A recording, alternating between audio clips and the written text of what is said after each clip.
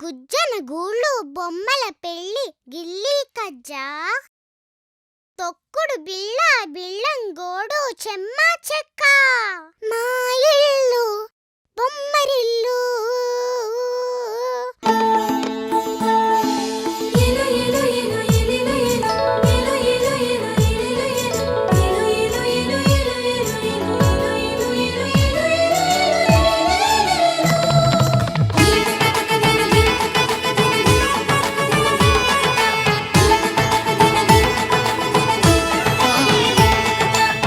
జలరాలే చినుకుల్లో మిలమిలలాడే తడుకుల్లో జలరాలే చినుకుల్లో మిలమిలలాడే తడుకుల్లో చిరు చిరు మెరుపుల హరివిల్లు ఆనందాల పొదరిల్లు చిరు చిరు మెరుపుల హరివిల్లు ఆనందాల పొదరిల్లు మా ఇల్లు బొమ్మరిల్లు అందాల హరివిల్లు మా ఇల్లు బొమ్మరిల్లు పచ్చని పైరుల భూపాలి ఉల్లాసంగా వేయాలి కిలకిల నవ్వుతూ పాడాలి తనుకుతాం తనుకుతాం తనుకుతాం తనుకుతాం ఏవేవో హలుడాలో అలలాగానే తూగి ఏవేవో ఆశలు నాలో కలలాగానే ఊగి ఆలాపం ఏదైనా ఆనందంలో లోన సాగేను ఈ హాయి ఒక పాటనా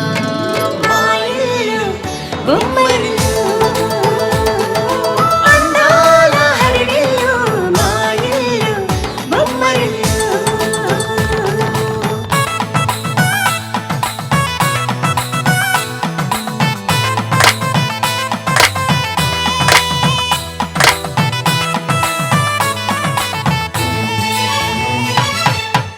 తనుకుతాం తనుకుతాం తనుకుతాం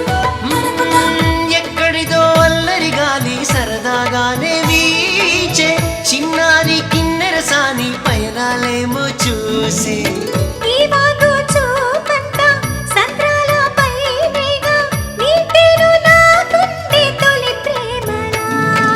మా ఇల్లు బొమ్మరిల్లు అందాల హరివిల్లు మా ఇల్లు బొమ్మరిల్లు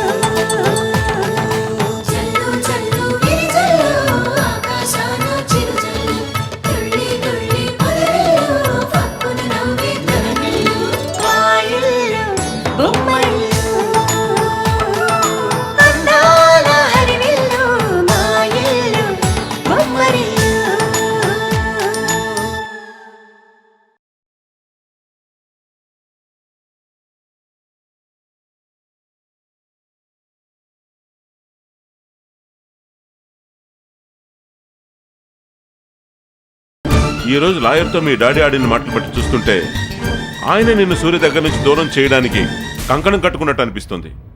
డాడీయే కాదు ఆ దేవుడే దిగొచ్చినా నన్ను ఆయన నుంచి దూరం చేయలేరు. ఇంకొకసారి వాళ్ళు మన జోలికి రాకుండా ఉండాలంటే ఏం చేయాలో నాకు బాగా తెలుసు. ఆఫీస్కి వెళ్ళి సూర్యని ఎందుకే కలిసావు?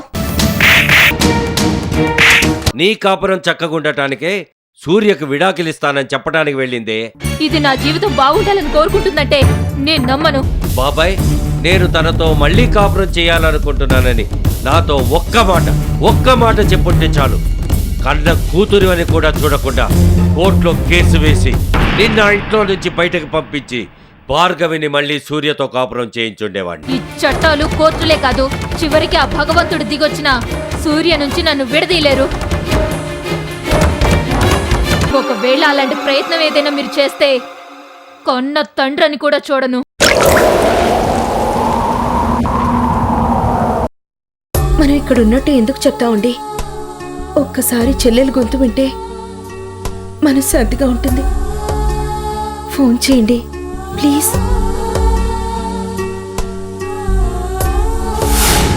ఈ పాము వల్ల సగం నిద్ర పాడవుతుంటే దీని సెంటిమెంట్తో మిగతా నిద్ర పాడు చేస్తుంది. ఆ పాము దీన్ని ఎప్పుడు కరుస్తుందో నేను ఎప్పుడు ప్రశాంతంగా నిద్రపోతాను.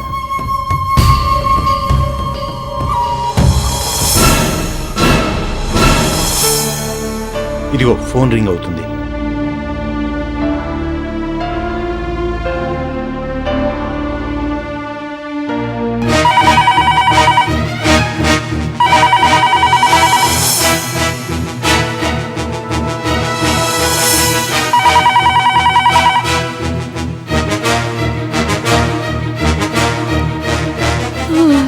రాత్రి ఫోన్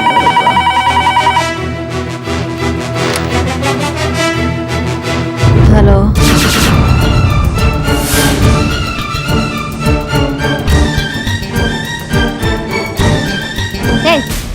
ఫోన్ చేసి ఎవరు మాట్లాడరేంటి?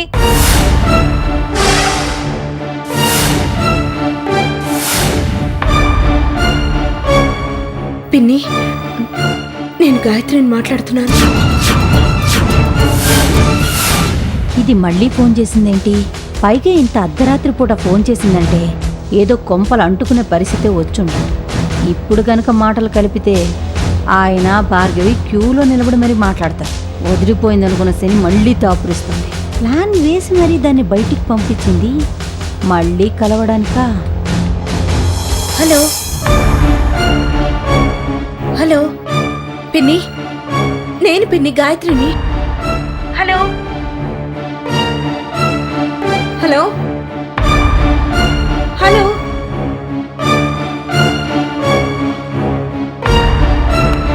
హలో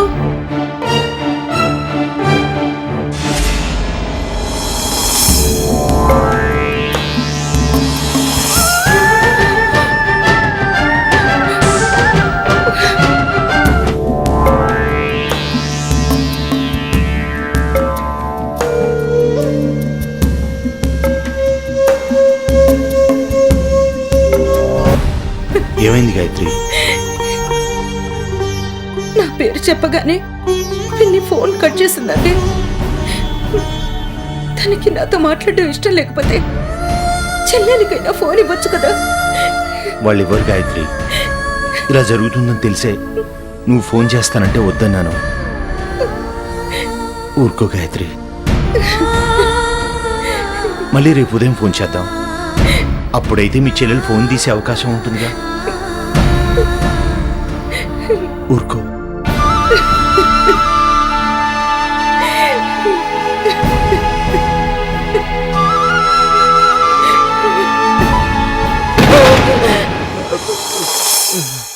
ఏమైందండి? అదే నీకొచ్చినట్టే నాకు ఓ పీడకలు వచ్చింది. నువ్వు పడుకో.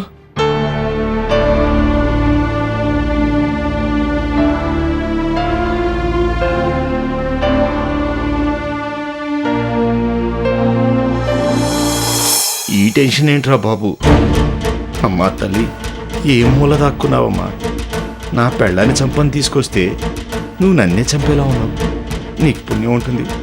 తొందరగా నా పెళ్ళాన్ని కాటేసి వెళ్ళిపో.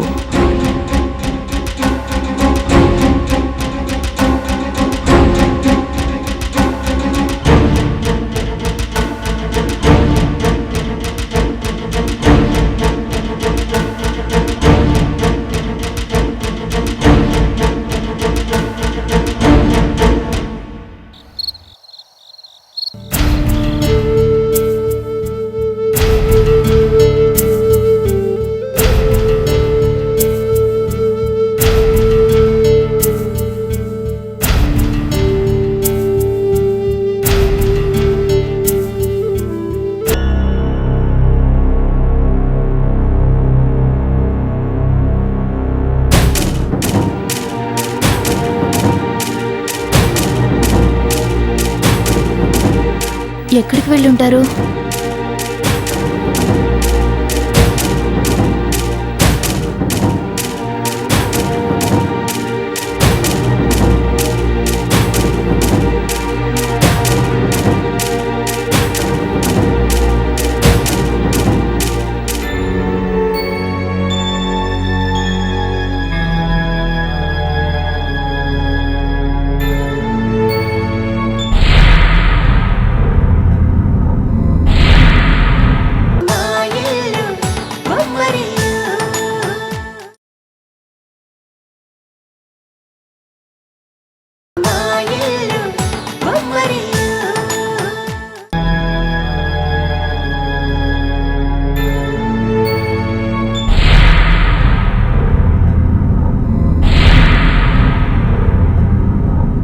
ఏంటి అలా చూస్తున్నారు? నేనే. అయినా మన బెడ్రూమ్ బాల్కనీలోకి నేను కాక ఇంకెవరొస్తారు? ఆ భార్గవి గాని వచ్చిందనుకున్నారా ఏంటి? ఎంతైనా మొదటి పెళ్ళాం కదా, ఒక్కసారి ఆఫీస్కి వచ్చి మాట్లాడేసరికి కనీసం నిద్ర కూడా పోకుండా దాని గురించి ఆలోచిస్తూ బాల్కనీలో తిరుగుతున్నారా? ఏం మాట్లాడుతున్నావు ప్రియా? నాకేదో నిద్ర పట్టక నేను ఇక్కడ తిరుగుతూ ఉంటే భార్గవ్ గుర్తొస్తుందంటావేంటి? భార్గవి గురించి కాక మరి ఇంకెవరి గురించి ఆలోచిస్తున్నారు? అయినా ఇంత రాత్రి పూట నిద్ర పట్టని సమస్యలు మీకే ఉన్నాయి. పెళ్ళై కనీసం 10 రోజులైనా కాలేదు, పెళ్ళాన్ని పక్కలో వదిలేసి ఇలా ఆలోచిస్తూ తిరుగుతున్నారంటే పెళ్ళాం మీద మనసైనా విరుగుండాలి, లేకపోతే మనసు ఇంకో ఆడదాని వైపుకైనా మళ్ళుండాలి.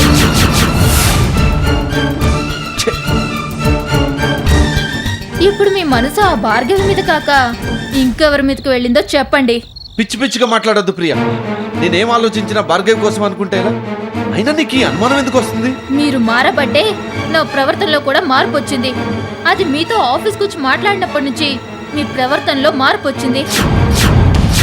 దాని మొహం మళ్ళీ జీవితంలో చూడని దాన్ని వద్దనుకునే కదా నన్ను పెళ్లి చేసుకున్నారు.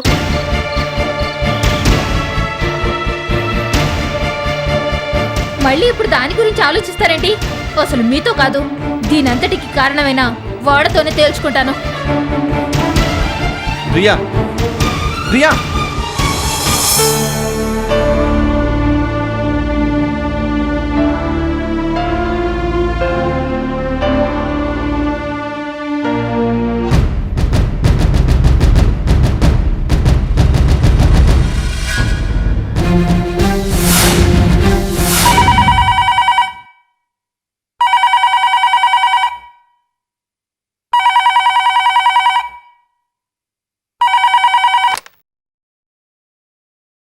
హలో, ఏమే ఎప్పుడెప్పుడు ఫోన్ వస్తుందా అని ఎదురు చూస్తున్నావా? ప్రియా. ప్రియనే మాట్లాడుతున్నానే. ఏ ఆయన గొంతు వినిపిస్తుంది అనుకుంటే నా గొంతు వినిపించిందని డిసప్పాయింట్ అయ్యావా? ప్రియా, ఏం మాట్లాడుతున్నావు నువ్వు? మాట్లాడుకో. మాట్లాడావంటే ఇప్పుడే వచ్చి గొంతు పిసికి చంపేస్తాను.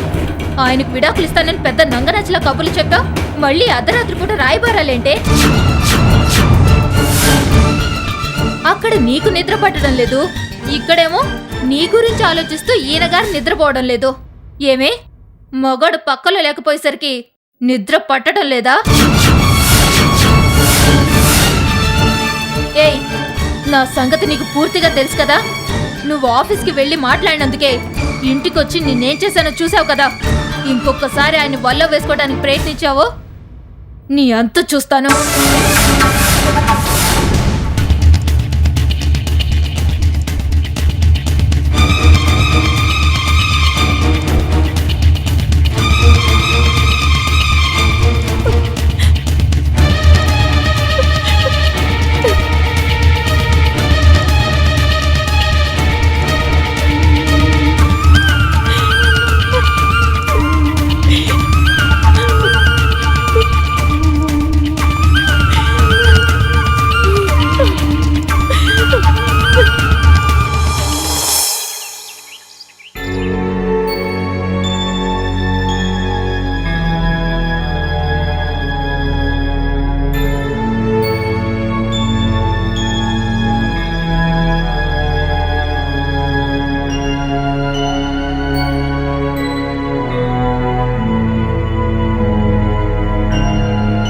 బాబాయ్, ఏంటి బాబాయ్ ఉన్నట్టుండి మీరు డల్గా అయిపోయారు? జరిగిన దానికి డల్గా కాకుండా హుషారుగా ఎలా ఉండగలమ్మా? ప్రియ వచ్చి ఎంత గొడవ చేసిందో చూసావు కదా. తను నీకు అన్యాయం చేసి నువ్వే తనకు అన్యాయం చేసినట్టు తిరిగి నిన్ను ఆడిపోసుకు వెళ్తుంది. నువ్వు ప్రియ గురించి ఇంతగా ఆలోచిస్తున్నా నీ గురించి ఎందుకలా తప్పుగా మాట్లాడుతుందో? నేను తన మంచి కోరుకుంటున్నానని తనకి తెలియదు కదా బాబాయ్. ప్రియ ప్లేస్లో ఎవరున్నా అలాగే ప్రవర్తిస్తారు. అయినా నేను సూర్య దగ్గరికి వెళ్ళి విడాకులు కావాలని అడగలేదు బాబాయ్. విడాకులు వద్దనే చెప్పాను. అలాగని మళ్ళీ సూర్యతో కాపురం చెయ్యాలన్న ఉద్దేశంతో కాదు. అనవసరంగా ఈ విడాకులని లేనిపోని గొడవలు ఎందుకు బాబాయ్? నేను మళ్ళీ వాళ్ళ జీవితాల్లోకి ప్రవేశించననే చెప్పాను. బహుశా నేను చెప్పిన మాటని వాళ్ళు తప్పుగా అర్థం చేసుకున్నట్టున్నారు. నేనిప్పుడు విడాకులు వద్దన్నానంటే మళ్ళీ వాళ్ళ జీవితాల్లోకి ఎప్పుడైనా ప్రవేశించడానికి ప్రయత్నిస్తానేమోనని వాళ్ళ భయం. ఆ భయంతోనే ప్రియ వచ్చి అలా మాట్లాడుంటుంది. వాళ్ళు హ్యాపీగా ఉంటే చాలనుకునేదాన్ని. వాళ్ళల్లో ఆ మాత్రం భయాన్ని ఎందుకు మిగిల్చడం బాబాయ్? అందుకే నేను విడాకులు ఇవ్వాలని నిర్ణయానికి వచ్చేశాను. మా ఇల్లు బొమ్మరిల్లు.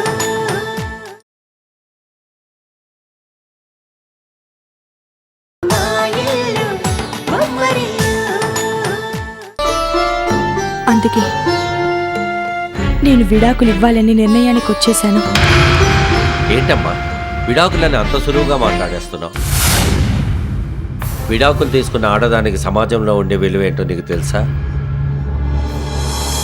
మెడలో మాంగల్యం ఉన్నంత వరకేనమ్మా సమాజం ఆడదానికి విలువనిస్తుంది. భర్తను వదిలేసిన ఆడదంటే అందరికీ చులకనే. ఎవరికి ఇష్టం వచ్చినట్లు వాళ్ళు మాట్లాడతారు. ఆ సూటిపోటి మాటల్ని తట్టుకోవటం అంత సులభం కాదమ్మా. తొందరపడి విడాకుల నిర్ణయానికి మాత్రం రావద్దు. ఎప్పుడో రాబోయే కష్టాల్ని తలుచుకుని ఇప్పుడున్న సమస్యని పరిష్కరించుకోవడం మానేస్తామా బాబాయ్? అయినా భర్త వదిలేస్తే ఉండే బాధల గురించి నాకు చెప్తున్నారు కానీ మరి ప్రియ పరిస్థితి ఏంటి బాబాయ్? నేను సూర్యకి దగ్గరైతే అప్పుడు ప్రియ భర్త వదిలేసిన భార్య అయిపోతుంది కదా బాబాయ్? నా దృష్టిలో వాళ్ళకి జరిగింది పెళ్ళే కాదు, వాళ్ళిద్దరు అసలు భార్యాభర్తలే కాదు. అది అసలు సూర్యను వదిలేసి వచ్చినా బాధపడాల్సిన అవసరమే లేదు. పొరపాటు బాబాయ్, మీరలా మాట్లాడకూడదు. అలా అయితే నేను కూడా ఎవ్వరికీ తెలియకుండా గుళ్ళోనే పెళ్లి చేసుకున్నాను కదా. అప్పుడు నాది కూడా పెళ్లి కానట్లే కదా. మేమిద్దరం సూర్యని పెళ్లి చేసుకున్నాం, అది నిజం బాబాయ్. కానీ ఇద్దరం కలిసి కాపురం చేయడం కుదరదు కాబట్టి ఎవరో ఒకరిని తప్పుకోవాలి. నేను సూర్యని పగతో పెళ్లి చేసుకుంటే ప్రియ ప్రేమతో పెళ్లి చేసుకుంది బాబాయ్. పగ కంటే ప్రేమ ఎప్పటికీ గొప్పదే. కాబట్టి సూర్యకి భార్యగా ఉండే అర్హత ప్రియకి మాత్రమే ఉంది. నీ మాటలతో నా నోరు కట్టేస్తున్నావమ్మా. నీ జీవితం గాడి తప్పుతుందేమో అన్న బాధే తప్ప వేరే ఆలోచనలే రావట్లేదు. మీ స్థానంలో ఏ తండ్రైనా ఉంటే కన్న కూతురు కోసమే ఆలోచిస్తాడు బాబాయ్. కానీ మీరేంటి మీ అన్న కూతురు గురించి ఆలోచిస్తున్నారు?